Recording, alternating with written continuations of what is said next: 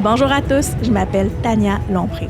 L'éducation, l'immigration, la langue française, ça vous intéresse? Vous êtes au bon endroit parce que moi aussi. Ensemble, on va explorer plusieurs enjeux reliés de près ou de loin à la francisation, à l'immigration, à l'enseignement et à l'apprentissage. On va aussi aborder les politiques publiques et l'actualité reliées à ces thématiques. De mon côté, je suis une fille super animée par l'idéal de faire du Québec un endroit où tous peuvent s'épanouir en français, avec ou sans accent. J'ai la tête qui foisonne d'idées, d'opinions et de solutions. On ne sera peut-être pas toujours d'accord, hein? Mais n'est-ce pas une des facettes de la diversité qui fait que c'est vraiment beau chez nous? Alors bienvenue à tous sur le balado avec ou sans accent.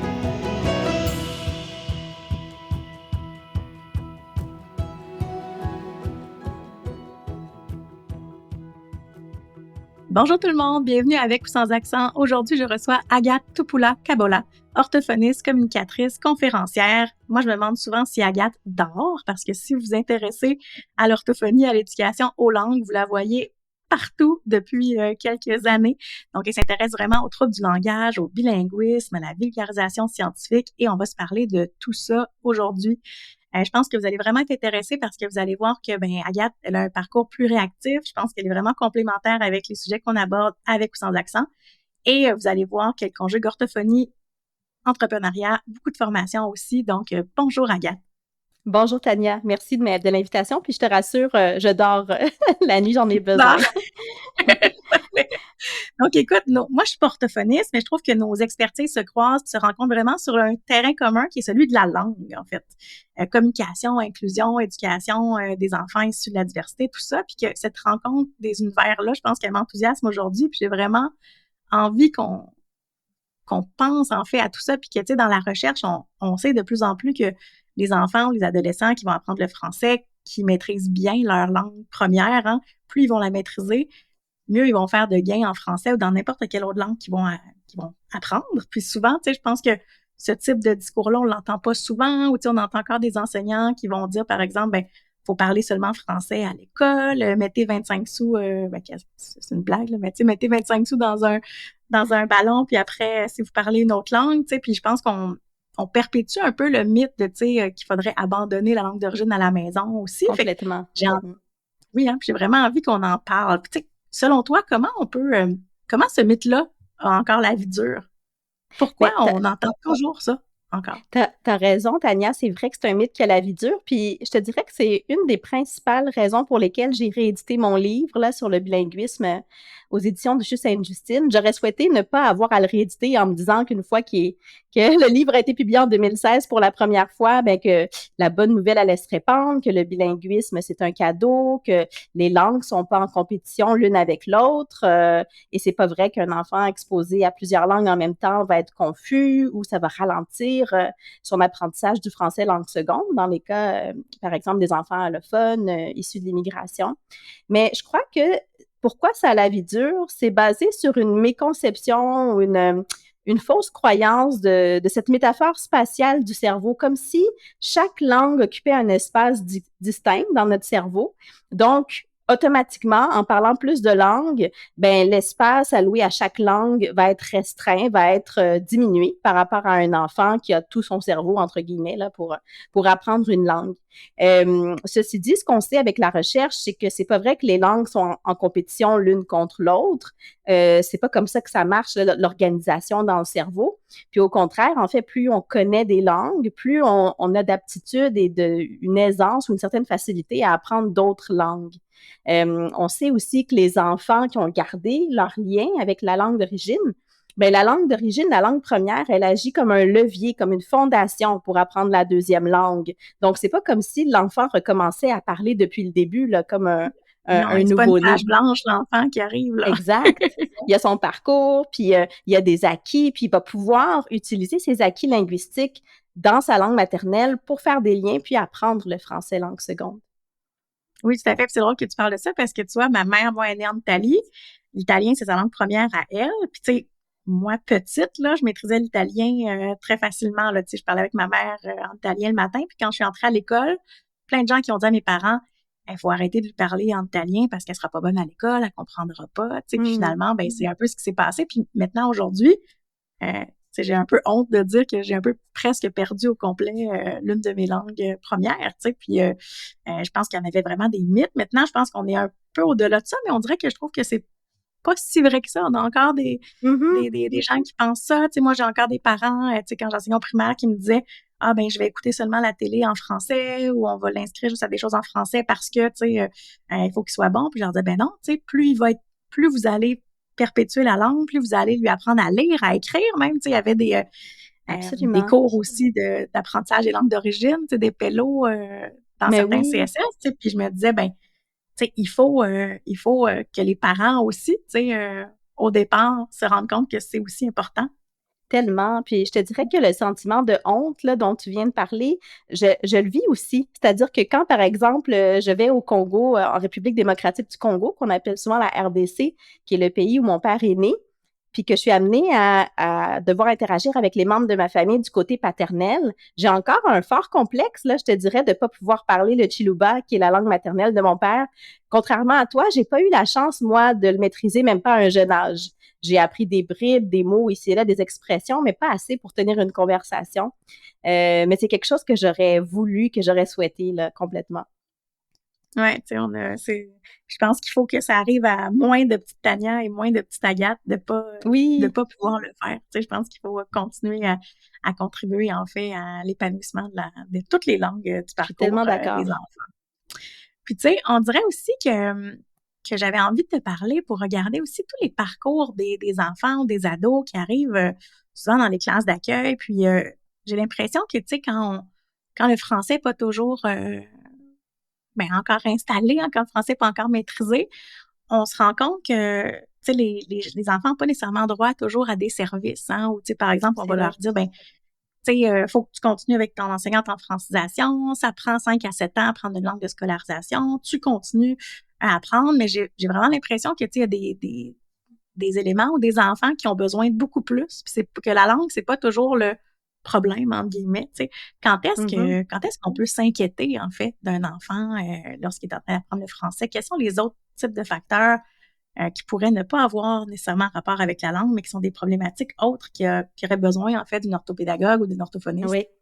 Ça, c'est une des questions, là, je te dirais, qui m'est le plus souvent posée par les parents, mais aussi par les intervenants sur le terrain, par les enseignantes, les conseillères pédagogiques, les différents intervenants, intervenantes.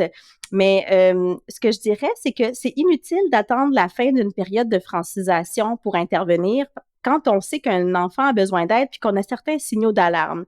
Même si on n'est pas orthophoniste, il y a certains signaux qui peuvent nous mettre la puce à l'oreille, nous indiquer qu'un enfant est en difficulté et que ça ne s'explique pas par le fait qu'il est en train d'apprendre le français, langue seconde ou n'importe quelle deuxième langue.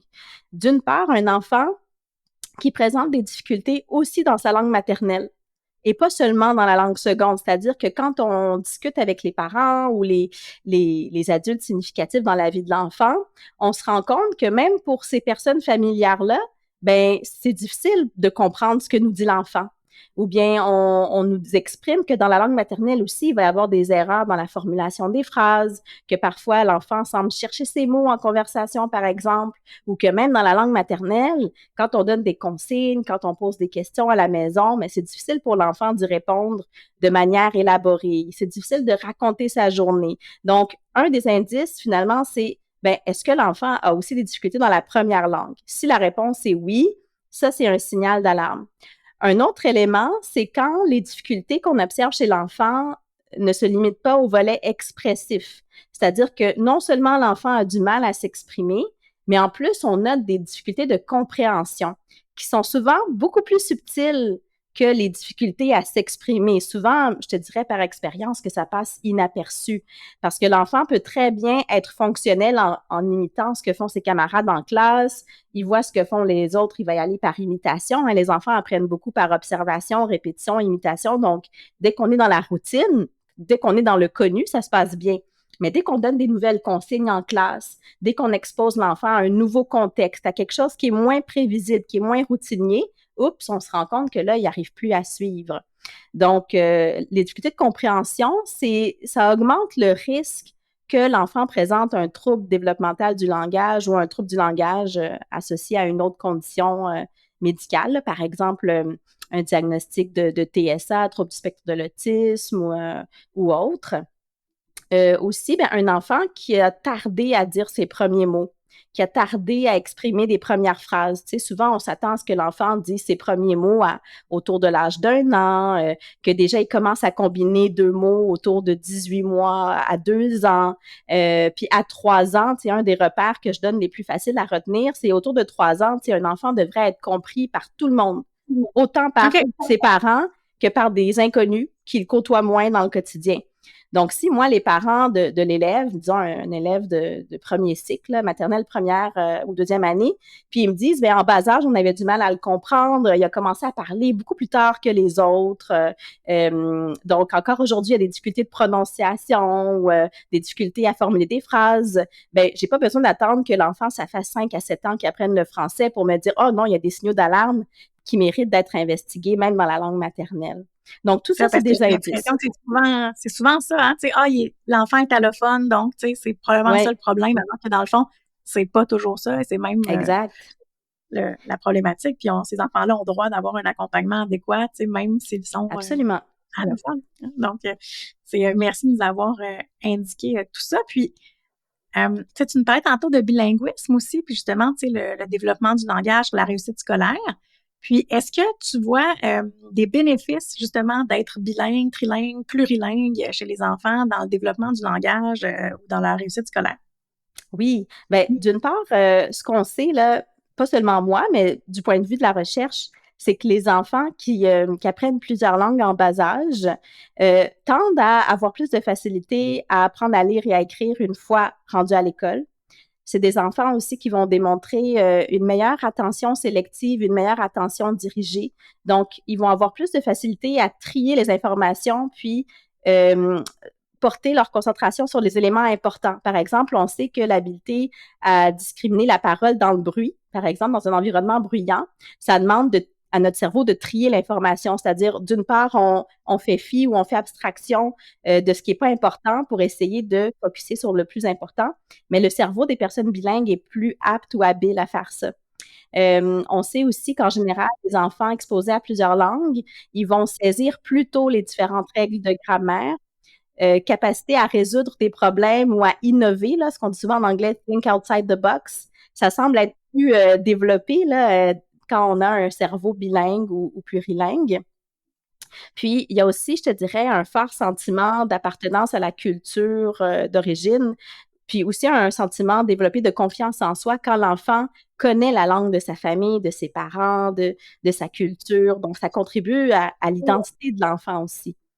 Puis ça contribue à sa construction culturelle aussi, là, tu sais, donc il va être Oui, en changement transculturel aussi en étant, tu sais, dans une nouvelle culture, dans la culture de ses parents, dans la culture de l'école. Tu sais, il y a beaucoup de cultures qui vont se croiser, tu sais, qui font en sorte que l'enfant se développe aussi. Donc, faut favoriser ces cultures-là aussi. Donc, tu sais, maintien de la culture d'origine, maintien de la langue d'origine aussi, là, tu sais, pas seulement de passer au français ou à la culture québécoise. Donc, c'est important de conserver totalement. les deux.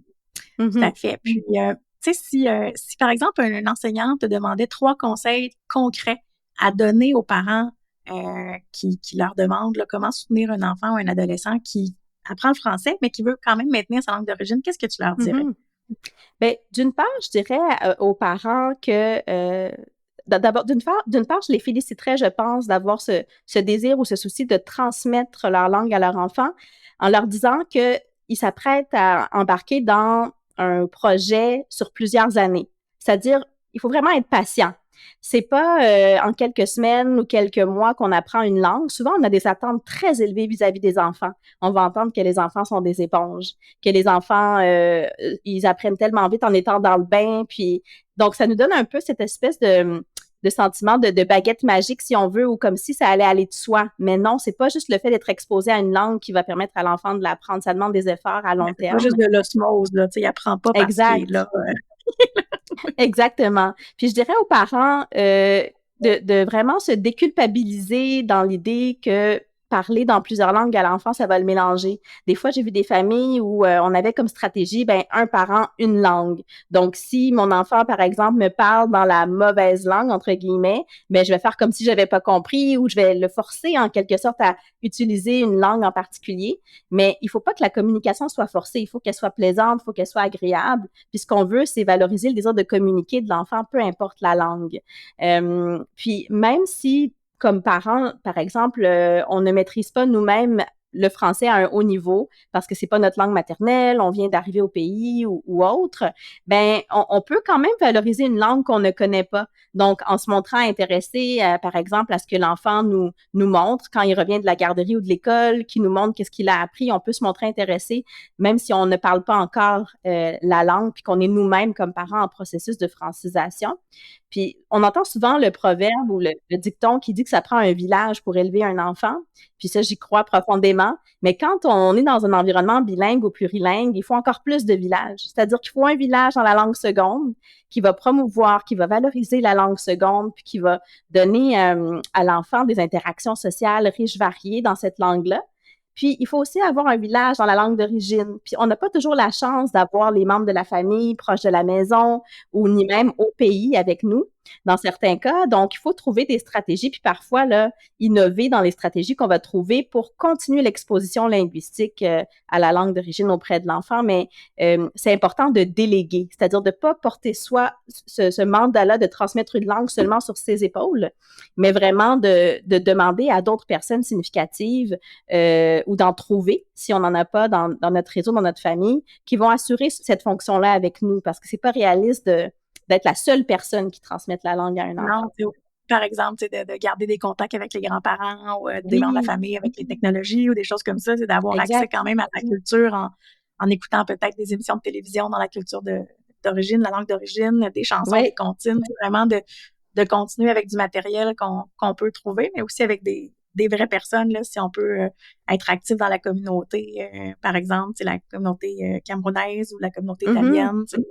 pour regarder un lien fort avec l'entourage, en fait, parce que souvent, c'est ça la problématique, c'est que les enfants sont souvent ici avec les parents ou avec quelques membres de la famille, mais pas tous. C'est rare qu'on émigre en famille élargie à 30 personnes d'un coup. Hein, donc, c'est sûr que, puis est-ce que tu penses que d'avoir le maintien de la langue d'origine seulement quelques mois par année ou quelques semaines par année, c'est insuffisant?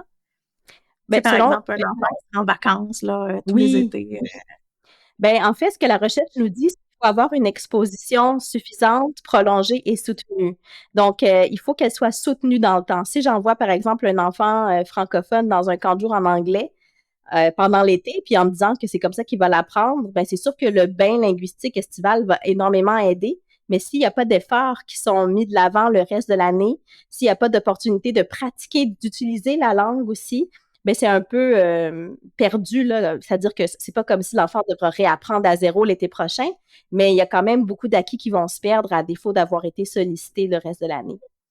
Oui, c'est ça, parce qu'ils n'ont pas ils n'ont pas pu automatiser, en fait, ce qu'ils ont appris pendant l'été, ce qu'ils ont eu comme contact avec la famille à l'étranger, tu sais, puis c'est vraiment intéressant, en fait, de voir tout ça, tu sais, puis je pense que c'est bien aussi de déculpabiliser les parents, hein, parce que, tu sais, les parents, souvent, vont vouloir donner une meilleure vie à leurs enfants, tu sais, puis souvent, certains vont avoir le réflexe de couper les liens avec langue et culture parce que, tu sais, veulent donner plus de chance à l'enfant, alors que, dans le fond, ils en donnent autant, sinon plus, même en conservant ces liens-là. C'est ça, quand les parents enlèvent une langue, ça part toujours d'une bonne intention. C'est simplement que c'est des parents qui sont mal renseignés, malheureusement, ou à qui on a donné des conseils qui n'étaient pas basés sur la science, finalement. Oui, tu sais, c'est pas tout le monde qui a la chance, en fait, d'avoir accès à ces données-là, ces connaissances-là, mais avec ce que tu fais dans l'espace public, mais je pense que tu redonnes, en fait, là, beaucoup de confiance à ces parents-là, puis de données qu'ils peuvent avoir maintenant pour que leur enfant soit bien ici, puis maintenu quand même dans leurs racines. Je pense que c'est super important. C'est la mission que je me suis donnée. Puis comme tu l'as très bien décrit là en introduction, qu'il y ait moins de petites Agathe, moins de petites Tania qui perdent le lien avec leur langue d'origine, puis qui puissent vraiment se sentir pleinement membres de leur culture d'appartenance. Ça, c'est un de mes souhaits les plus chers. Avec des S, hein, donc on est souvent, on a souvent plusieurs cultures, puis je pense qu'il faut bonifier la légitimité de ça aussi auprès des familles puis des jeunes. Puis Absolument. lorsqu'on arrive peut-être plus vieux, tu sais, souvent, on a parlé beaucoup des enfants, mais est-ce que tu dirais la même chose, par exemple, si les jeunes étaient des adolescents de 15-16 ans? Tu sais, est-ce qu'on a les mêmes stratégies aussi avec des plus grands? Mais pour les plus grands, en fait, je te dirais même à partir de l'âge de 6-7 ans, là, le processus d'apprentissage d'une langue va être différent. C'est-à-dire que les enfants de la naissance à 6 ans, on sait qu'ils ont une habileté intuitive à apprendre une langue dans un contexte authentique avec des interactions naturelles. Tandis qu'à partir de 6-7 ans, selon la recherche, c'est pas qu'on devient moins apte à apprendre. On va apprendre une langue, mais on doit davantage être motivé à le faire. Et puis, ça demande aussi un apprentissage ou un cadre qui est plus structuré, plus scolarisé, si je peux le dire ainsi. Là, par exemple, des listes de mots de vocabulaire. Aussi, on va passer par la lecture à partir de l'âge de la lecture quand l'enfant devient lecteur. Donc, c'est des processus qui sont différents. Mais c'est faux de penser que dépasser un certain âge ou quand on est à l'adolescence, il est trop tard pour apprendre une langue à un haut niveau de maîtrise ou de compétence. On peut apprendre une langue à un haut niveau même au 3e âge. Donc, l'âge n'est pas une excuse. Toutefois, c'est vrai qu'il faut davantage de motivation, puis aussi être prêt à investir le temps qu'il faut. Parce que, et tu le dis toi-même très bien dans tes messages là, que je vois passer sur les réseaux sociaux, si on fait juste saupoudrer un peu d'heures par-ci, par-là pour apprendre une langue, mais c'est pas suffisant. Il faut de la constance, il faut de la régularité. Puis, je crois que c'est pas seulement une question de discipline, il faut que ça reste plaisant. Puis, il faut avoir des objectifs aussi là, qui sont réalistes. Donc, il faut partir avec l'idée qu'apprendre une langue, c'est pas en 2 leçons faciles avec Duolingo. Là. C'est vraiment Non. des années où on s'investit puis où on se lance. Puis ceux qui apprennent le plus facilement, c'est pas nécessairement les personnes les plus intelligentes ou les personnes qui ont la plus grande facilité à reproduire les sons qu'ils entendent. Les personnes qui vont progresser le plus vite, c'est souvent les personnes qui vont oser davantage s'exprimer en sachant qu'elles vont se tromper. Donc, Tout quand à fait. on Pas ose peur de faire des communiquer, erreurs, tu sais. Ouais. exactement, ne pas avoir peur des erreurs, tout à fait. Puis tu sais, ça aussi, c'est un chiffre que je crois qu'on doit répéter, parce que souvent, je rencontre des enseignants, par exemple, qui vont accueillir dans leur milieu scolaire, dans leur classe, des jeunes qui proviennent d'une classe d'accueil ou qui sont allophones, puis font dire, ben voyons, il a passé 2 ans en classe d'accueil, on l'envoie dans ma classe, puis il est pas encore bon, il est pas encore assez bon, tu sais. J'ai l'impression que souvent, même au niveau des enseignants, on a un peu une pensée magique qu'après 1 an ou 2 ans, ben la langue de scolarisation est là, tu sais. Alors qu'on Exact. sait dans la recherche, c'est entre 5 et 7 ans, avoir une langue de scolarisation à niveau, Mm-hmm. tu sais, à niveau, en guillemets, là, tu sais, qu'est-ce que ça veut dire à niveau? Mais je veux dire, tu sais, d'avoir vraiment une compréhension des tâches scolaires. Tu sais, 5 ans, 7 ans, c'est pas rapide, tu sais. Fait que c'est sûr qu'on peut Exact. pas laisser un enfant dans une classe d'accueil pendant 6 ans, là, le temps qu'il soit parfait, tu sais. C'est ça. Puis Ça des se fois, peut je te pas. dirais, je vois même le cas inverse, c'est-à-dire qu'on a un enfant qui, au bout de 1 à 3 ans, développe un très bon niveau en français, peut converser, tu sais, dans la cour d'école, à la cafétéria, il se débrouille super bien, au point où on se demande, mais pourquoi cet enfant-là est en échec? Comment ça, il est en échec si il a appris le français puis il semble bien le maîtriser? Mais c'est justement, tu sais, il a atteint un niveau conversationnel, mais le langage qui est nécessaire dans une salle de classe pour comparer, pour critiquer, pour argumenter, pour analyser, c'est un langage qui est beaucoup plus formel. Et ça se peut que l'élève, même s'il est bon en conversation, il n'ait pas encore atteint ce niveau-là.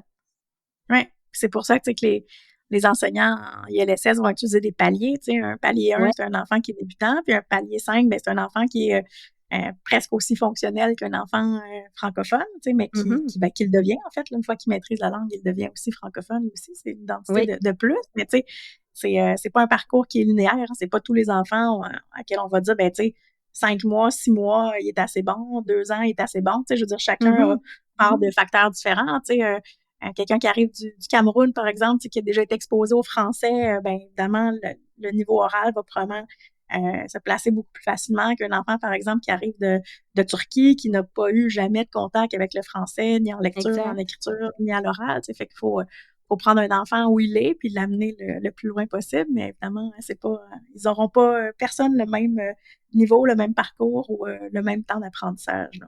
C'est vrai. Puis, comme je dis souvent, il y a autant de bilinguisme que d'enfants bilingues.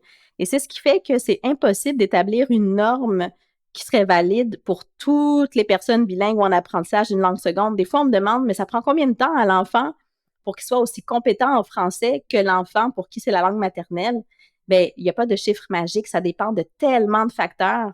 Puis des fois, on pourrait même prendre deux jumeaux identiques là, qui ont la même génétique, qui ont les mêmes parents, la même maison, le même foyer, les mêmes contextes, mais on va voir qu'ils vont pas apprendre au même rythme à cause de leur personnalité différente, à cause qu'il y en a peut-être un des deux qui va plus parler en faisant des erreurs, puis qui va trouver ça correct de se lancer malgré le fait qu'il maîtrise pas une langue à 100%. Donc, il y a pas deux façons identiques d'apprendre une langue. Non, tu sais, puis de toute façon, même maîtriser une langue à 100%, moi, je suis pas mal sûre que j'ouvre une page du dictionnaire puis je vais trouver des mots que je connais pas quand même. Tu sais, on Exact. fait des apprentissages tout au long de la vie. L'apprentissage d'une langue, c'est un processus dynamique. Hein, on n'arrête pas une journée en disant « je suis bon, c'est parfait ». Donc, ça va bouger Ouais. tous les jours. Tu sais, ben, peut-être pas tous les jours, mais ça va finir par Mhm. se placer à un moment donné. Tu sais, puis il y a des erreurs qui vont rester aussi fossilisées. Hein, tu sais, on va avoir des gens qui sont ici depuis des années qui prononcent pas encore parfaitement un son, mais c'est pas un défaut du système Exact. phonologique, là, c'est parce que ça vient de sa langue première. Donc, c'est important, je crois, de Mhm. faire un peu de pédagogie autour de tout Vraiment. ça. Puis de Ouais. valoriser la diversité d'accents aussi. Ben Parce oui. que c'est ça, il y a des gens qui cherchent autant que possible à réduire leur accent, mais je pense que l'accent ne devrait pas chercher à être changé à moins qu'il empêche la bonne compréhension des autres, là. C'est-à-dire que si Mhm. on peut pas comprendre quand la personne s'exprime, on peut chercher à se rapprocher d'une prononciation qui va permettre d'être mieux compris par les autres. Mais si Oui, notre accent n'empêche pas la compréhension du message, on devrait le valoriser, je pense. exactement.